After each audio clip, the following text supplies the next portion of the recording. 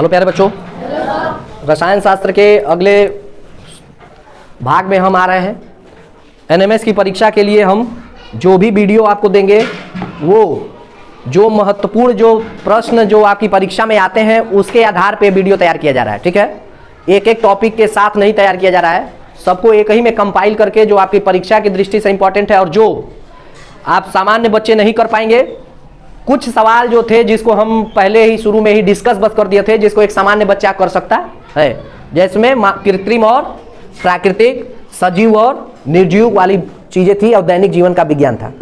लेकिन ये जो कुछ टॉपिक हैं ये आपकी परीक्षा के लिए बहुत जरूरी है। इसको कंपाइल करके एक ही में हम 2 से 3 वीडियो में या प्रयास करेंगे आज ही आपके जितने भी केमिस्ट्री के भाग हैं जो प्रश्न बनते हैं उसको हम कंप्लीट करा दें।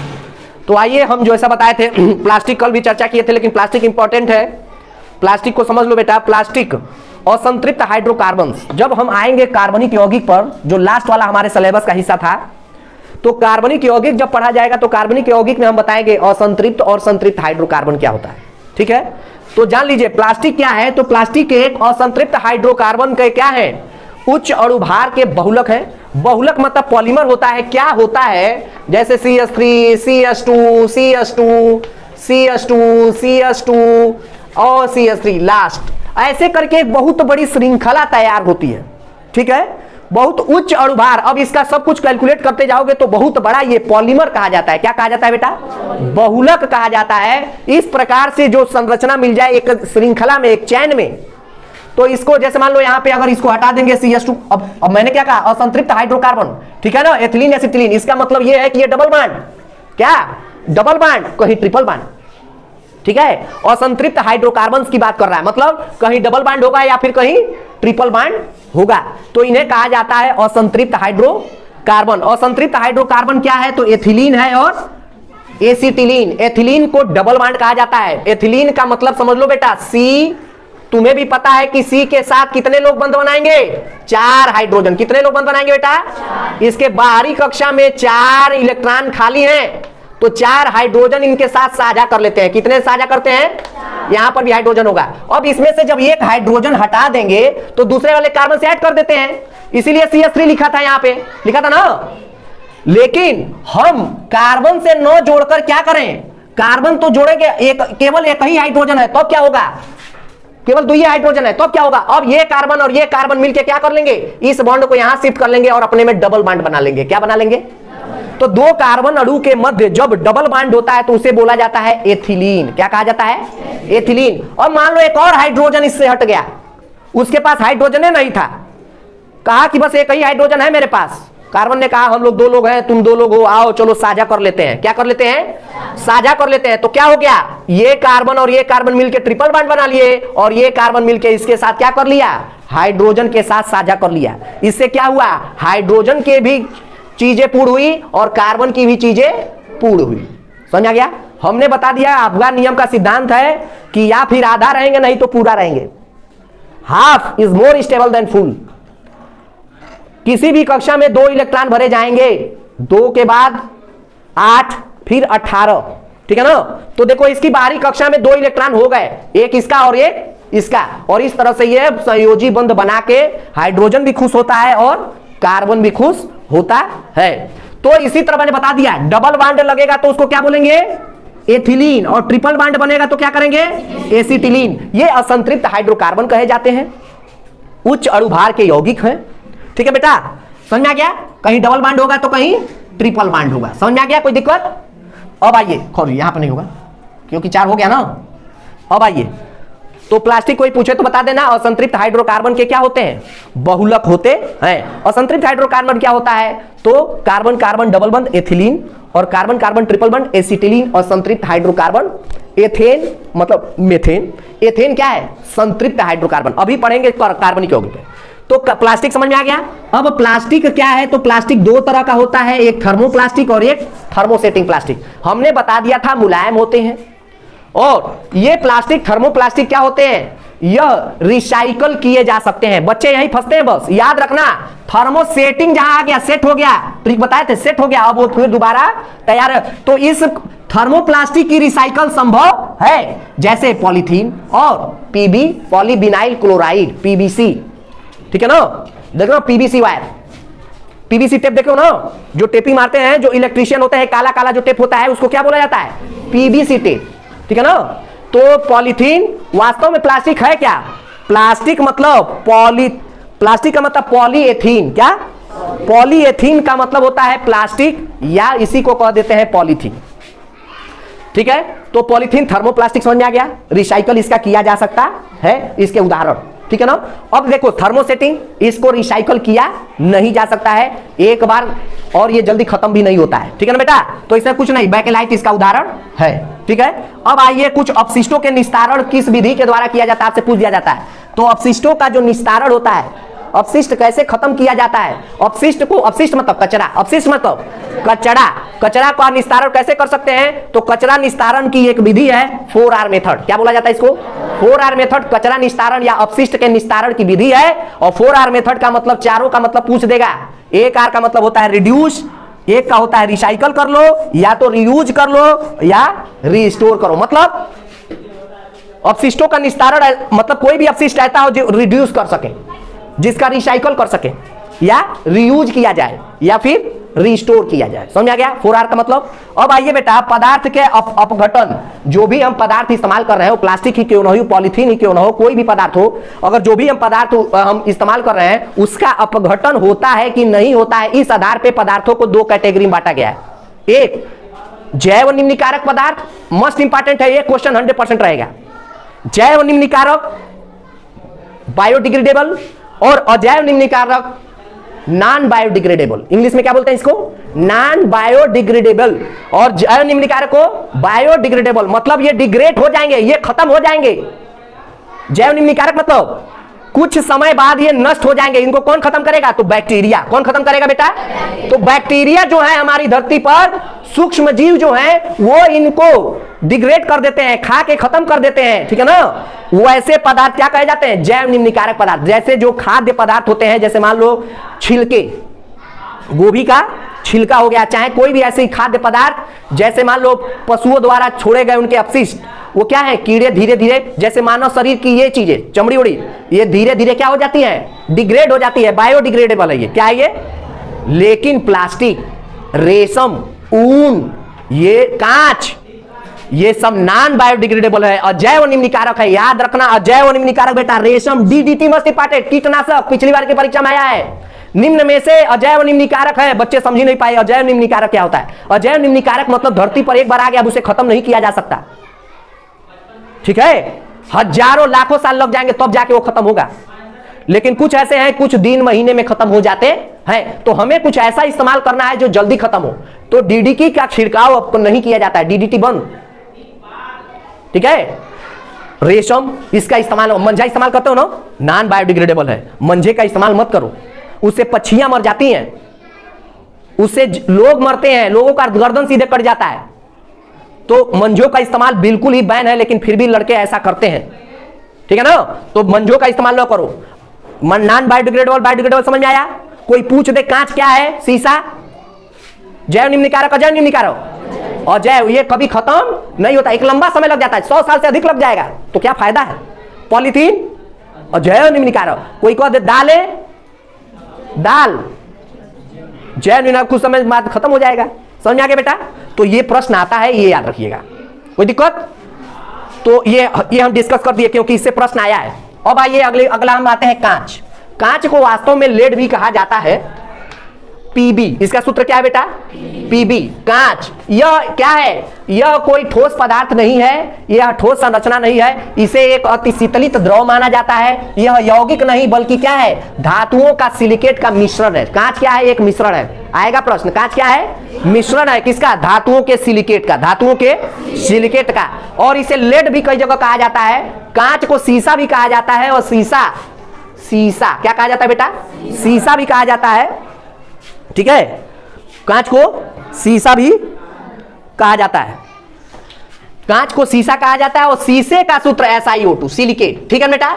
लेकिन ये देख लो, लेड अगर कहीं होगा तो इसे लेड ऑक्साइड, एक तरह का ये भी कांच है, लेड ऑक्साइड PbO, ठीक है ना। लेड का सूत्र क्या होता है? लेड मतलब इसे भी हम क्या बोल सकते हैं, सीसा। क्या बोल सकते हैं, सीसा युक्त क्रिस्टल टेबलर वेयर में लेड ऑक्साइड पीबीओ होता है, ठीक है ना।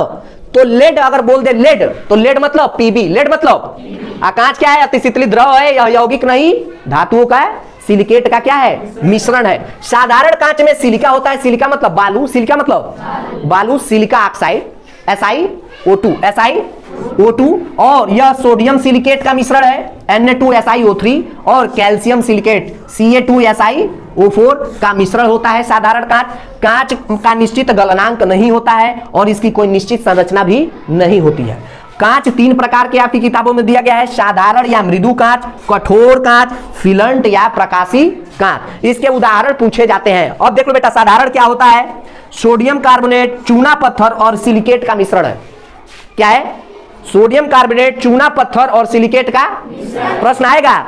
साधारण कांच में क्या क्या होता है, तो सोडियम सिलिकेट होता है, चूना पत्थर होता है और सोडियम सिलिकेट देखो Na2CO3, Na2CO3, चूना पत्थर calcium oxide, calcium carbonate CaCO2, SiO3 sorry, silica मतलब SiO2 मतलब बालू।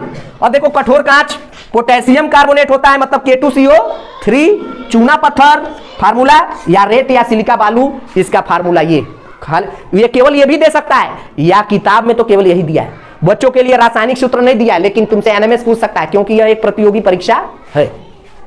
फिलंट कांच या प्रकाशी कांच, sodium potassium carbonate plus boric अम्ल, क्या बोरिक अम्ल प्लस सिलिका, प्लस तो बाकी सब चीजें हो गई, ये नोट कर लीजिए। अब देखो बेटा, तुमसे पूछ दिया जाता है कि साधारण कांच के उदाहरण बताइए, तो जो बोतल लिख लो, बोतल, परखनली, जो प्रयोगशाला में जो परखनली यूज करते हैं, पतली पतली होती है ना पाइप, परखनली, और खिड़की के शीशे किस कांच के बनाए जाते हैं, साधारण कांच। मस्ट इंपॉर्टेंट लिख लेना, बोतल, परखनली, खिड़की के शीशे किससे बनाए जाते हैं, साधारण कांच से। कठोर कांच के लिख लो, प्रयोगशाला में जो उपकरण बनाए जाते हैं जैसे फ्लास्क, बीकर, फ्लास्क देखो कैसे होता है, बीकर ऐसे होता है, खरीदे हैं देखे हो ना, ऐसे देखे हो। अब फ्लास्क कैसे होता है, ऐसे होता है, फ्लास्क देखे हो ऐसे, इसको फ्लास्क बोलते हैं। क्या बोलते हैं, फ्लास्क, इसको बीकर बोलते हैं, ठीक है ना। अब परखनली देखो ऐसे होती है, पतली सी, परखनली इसको बोलते हैं। तो ये साधारण कांच है, ये क्या है, कठोर कांच है। क्यों, इसमें हाई टेम्परेचर की चीजें रखी जाएंगी, इसको गर्म भी किया जाएगा, इसी कारण से इसको कठोर कांच का बनाया गया है। लिख लो, फ्लास्क, बीकर, परखनली, परखनली भी तैयार किया जाता है कठोर कांच से। प्रयोगशाला के जितने उपकरण है सब किससे प्रयोग बनाए जाते हैं, कठोर कांच से। फिलंट या प्रकाशी कांच लिख लो, चश्मे का लेंस, चश्मे का लेंस, प्रिज्म, प्रिज्म देखे हो ना, श्वेत प्रकाश जिससे गुजारा गया था, प्रिज्म त्रिकोण संरचना होती है, प्रिज्म ऐसे होता है, देखो प्रिज्म तुम्हारे साइंस किट में भी है, देखे हो ना छोटा सा। तो प्रिज्म भी किससे बनाया जाता है, फिलंट कांच या प्रकाशी कांच, नाम से याद आ जा रहा है। अब देखो बेटा, तुम्हारी किताब में किसी कांच में कौन सा रंग कैसे आएगा दिया है, तो तुम लोग कर लेना, ठीक है, इसमें हमें बताने की जरूरत नहीं है। धूपी चश्मा, धूपी चश्मा को कर लोगे ना, धूपी चश्मा राहत देने के लिए, धूप में छाया दिखाई नहीं देता, उपयोग किया जाता है। सीरियम ऑक्साइड मिलाया जाता है, कोई दिक्कत, सीरियम ऑक्साइड मिलाया जाता है। कांच में सिल्वर आयोडाइड मिला होता है, धूप में सिल्वर आयोडाइड विघटित होकर चांदी का आयोडाइड बनाता है। सिल्वर की परतें चश्मा के लेंस को गहरा रंग प्रदान करती हैं, छाया सिल्वर आयोडाइड, कोई दिक्कत। तो ये है सारी चीजें। और रंग भी पूछ देता है, लिख लो, कोबाल्ट ऑक्साइड से नीला रंग कांच में आता है, नीला नीला खिड़की देखे हो ना, तो cobalt oxide, cobalt CO। Ferric oxide से लिख लो, नीला, हल्का नीला आता है 100%। क्रोमियम ऑक्साइड यही आया था, हल्का हरा रंग, chromium oxide CR, chromium oxide से हल्का हरा रंग। सीरियम ऑक्साइड और क्यूप्रस ऑक्साइड पीला रंग, सीरियम ऑक्साइड और क्यूप्रस ऑक्साइड पीला रंग, ये सब चीजें हो गई। अब क्ले नहीं आएगा। साबुन अपमार्जक क्या होते हैं, तो ये भी अणुभार है। और क्या है, साबुन क्या रहता है, यह साबुन क्या होता है, कठोर जल के साथ झाग नहीं देता है, ठीक है ना, समझाया। अपमार्जक क्या होता है, सरफ, अपमार्जक डिटर्जेंट, देखो ना, हैं? अभी तुम्हें लेके चले जाएं समुद्र के पानी में, कहें सरफ घोलो, घुलवे नहीं करेगा। जिस पानी में नमक होगा उसमें वो घुलेगा नहीं, झागे नहीं देगा, लेकिन कपड़ा बड़ा साफ होता है। देखना, जो सर्फ में झाग होता है वो कपड़ा साफ करने के लिए बिल्कुल ही सही नहीं है। उस सर्फ का इस्तेमाल करो जिसमें झाग नहीं के बराबर है। टाइट सर्फ का इस्तेमाल करना, देखना कपड़ा साफ होगा लेकिन झाग नहीं होगा। और तुम लोग क्या इस्तेमाल करते हो? घड़ी सर्फ और खूब झाग, तो झाग से कपड़ा साफ नहीं होता है। ठीक है, अगले टॉपिक पे चल रहे हैं जिसमें हमने सिलेबस के हिसाब से आपको बताया था कि हम अब पढ़ेंगे खनिज धातु, और खनिज धातु में हम लोग धातु, अधातु और उधातु को भी हम लोग कंप्लीट करेंगे। तो खनिज को पहले करते हैं। खनिज हमने ये बता दिया था कि पृथ्वी की सबसे ऊपरी परत को क्या कहा जाता है बेटा? भूपर्पटी। क्या कहा जाता है बेटा? भूपर्पटी में प्राकृतिक रूप से पाए जाने वाले अकार्बनिक, जिसमें कार्बन नहीं होगा, जिसमें कार्बन अकार्बनिक तत्व या यौगिक को ही क्या कहा जाता है? खनिज। क्या कहा जाता है? मिनरल्स। क्या कहा जाता है? मिनरल्स कहा जाता है। यह दो रूपों में है, धात्विक खनिज और अधात्विक खनिज। धातु अभी पढ़ेंगे धातु क्या होता है और अधातु क्या होता है, और दोनों का कंबाइंड रूप क्या होता है? मिश्र धातु। क्या होता है? तो आते हैं, तो हमारा खनिज कितने तरह के हैं बेटा? एक धात्विक होता है, धात्विक का कुछ गुण होता है, पढ़ेंगे, ठीक है ना। इसीलिए इन्हें धात्विक कहा गया है, और कुछ खनिजों को क्या कहा गया है? अधात्विक कहा गया है। कोई दिक्कत किसी को? देखते हैं। अब हम बता दे रहे हैं, ये मोस्ट इंपॉर्टेंट है, ये क्वेश्चन आएगा, धात्विक खनिज और उसके अयस्क। अयस्क पूछता है, अयस्क अभी अगले स्लाइड में। धात्विक खनिज, कुछ धातुएं हैं जिनके अयस्क आपसे पूछे जाते हैं। तो धातु का उदाहरण ले लीजिए, लोहा धातु है, कठोर होगा, ठीक है। लोहा, आयरन भी कह सकते हैं। लोहे का कौन कौन सा अयस्क है? हेमेटाइट आया है प्रश्न, मैग्नेटाइट, आयरन पायराइट। क्या? Iron pyrite. याद रखना, आयरन पायराइट को झूठा सोना कहा जाता है। क्या कहा जाता है बेटा? झूठा सोना, ठीक है ना, याद रखना ये। तो लोहे का अयस्क हेमेटाइट, मैग्नेटाइट और आयरन पायराइट, पाइटो, ठीक है ना। तो याद रखना, आपसे हेमेटाइट पूछा गया है, मैग्नेटाइट भी पूछ सकता है। तांबा या कॉपर को देख लेते हैं, copper pyrite, cuprite, copper glance, copper cuprite, copper pyrite, copper लगा हुआ है, ठीक है ना। तो इसका मतलब ये कॉपर का अयस्क तुम बता लोगे। लेकिन कुछ अलग क्या है? क्यूप्राइट अलग है, तो याद रखना ये तो पूरी तरह से लोहे से एकदम अलग है। अयस्क मतलब लोहा का खनिज में उठा के लाया, मैंने एक बहुत बड़ा एरिया उठा के लाया और मैंने कहा कि ये लो, इसमें से लोहा निकालो। तो मैंने लोहे का कुछ भाग निकाला, उसमें से जब निकाला तो कुछ हेमेटाइट निकला, कुछ मैग्नेटाइट निकला और कुछ आयरन पायराइट निकला। ये अलग अलग, अब उसमें कुछ नहीं होगा अशुद्धि, लेकिन लोहे का ये सभी क्या है? ये सभी भाग क्या है? लोहा कहा जाता है, ठीक है ना। ये धातु क्या है? लोहा है। खनिज क्या है? लोहे का खनिज है, जिसमें कितने तरह के लोहे हैं? एकदम शुद्ध, हेमेटाइट, मैग्नेटाइट और आयरन पायराइट। तांबे का समझ लिया। अब मैग्नीशियम का जानते हैं, मैग्नीशियम का सूत्र, magnesium, magnesite, dolomite, must important, dolomite पूछा है, ट्रिक करते रहे। एल्युमिनियम का बॉक्साइट हर बार पूछा है। एल्युमिनियम का अयस्क क्या है? या पूछ देगा बॉक्साइट निम्न में से किसका अयस्क है? उस पर अब लेड आते हैं, या सीसा का गैलेना है, गैलेना, क्या? गैलेना। और पारा का सीनेबार, मस्ट इंपॉर्टेंट, पारा का हमेशा पूछा गया है, सीनेबार इसका अयस्क है, पारा सीनेबार, ठीक है। या सीनेबार किसका अयस्क है? या तो ऐसे पूछ देगा, जैसे मतलब पूछा जाता है ना कि दिल्ली किसकी राजधानी है? भारत की राजधानी क्या है? तो ऐसे कभी भी कोरिलेट करके क्वेश्चन पूछ सकता है। तो तुम्हें जानना पड़ेगा सीनेबार किसका अयस्क है? पारे का अयस्क क्या है? सीनेबार। कुछ और है, चांदी का या सिल्वर का समझ लीजिए, अर्जेंटाइट और पायरा गायराइट। कैल्शियम का देख लेते हैं, तो मस्ट इंपॉर्टेंट जिप्सम से तैयार होता है plaster of Paris, calcium sulphate hemihydrate, calcium sulphate CaSO4 gypsum, और कैल्शियम और जिप्सम का हो गया, और जिप्सम से तैयार होता है प्लास्टर ऑफ पेरिस। हड्डी टूट जाती है तो प्लास्टर ऑफ पेरिस चढ़ाया जाता है ना, तो उसे क्या कहते हैं? प्लास्टर ऑफ पेरिस, जो जिप्सम से तैयार किया जाता है। जिप्सम क्या है? कैल्शियम है। क्या है बेटा? कैल्शियम है। थोड़ा सा पानी लगा दो हार्ड हो जाएगा तुरंत। तो जिप्सम का रासायनिक सूत्र पूछा जाता है CaSO4, ठीक है ना, और इंटू हाफ H2O कर दोगे तो प्लास्टर ऑफ पेरिस हो जाएगा।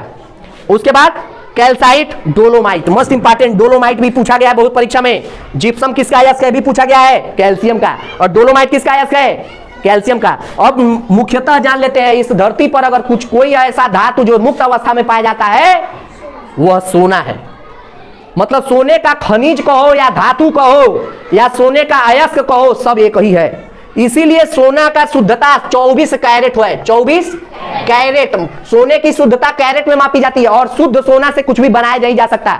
अब इसको किसमें बांटा गया है? 22 कैरेट, 18 कैरेट, 14 कैरेट, ठीक है ना। सोने को थोड़ा मजबूत बनाने के लिए क्या करना पड़ता है, उसमें चांदी मिलाना पड़ता है। क्या मिलाना पड़ता है बेटा? जब तक उसको मिश्र एलॉय करना पड़ता है, जब तक उसमें हम कुछ मिश्रण नहीं करेंगे तब तक वह मजबूत नहीं होगा। शुद्ध सोना मोड़ा जा सकता है, खींचा जा सकता है, कोई दिक्कत, वो काट हार्ड नहीं है। देखो मैंने सोना पहना है लेकिन ये शुद्ध सोना नहीं है, ये 18 कैरेट का सोना है। जो हार तैयार किए जाते हैं महिलाओं के चौड़े चौड़े हार, वह भी 22 कैरेट के नहीं बनाए जाते हैं। 22 कैरेट मतलब लचीला होगा, टूट जाएगा फट से, ठीक है। तो क्या इसीलिए उसमें चांदी की मात्रा अधिक मिला दी जाती है, सोने की मात्रा 75% हो जाती है, ठीक है। आपसे पूछा जाता है कि शुद्ध सोने में सोने की मात्रा 100%, 22 कैरेट में 90 से 92% और 18 कैरेट में 80 से 85%, ठीक है ना। ऐसे कम होता जाता है सोना। इसीलिए जब सोना बेचने जाते हो तो तुम्हें कम दाम मिलता है। अब केवल तुम्हें 80% का पैसा मिलेगा, 20% कट गया, लेकिन तुम खरीदने जाते हो तो पूरा दाम देना पड़ता है। समझ आया?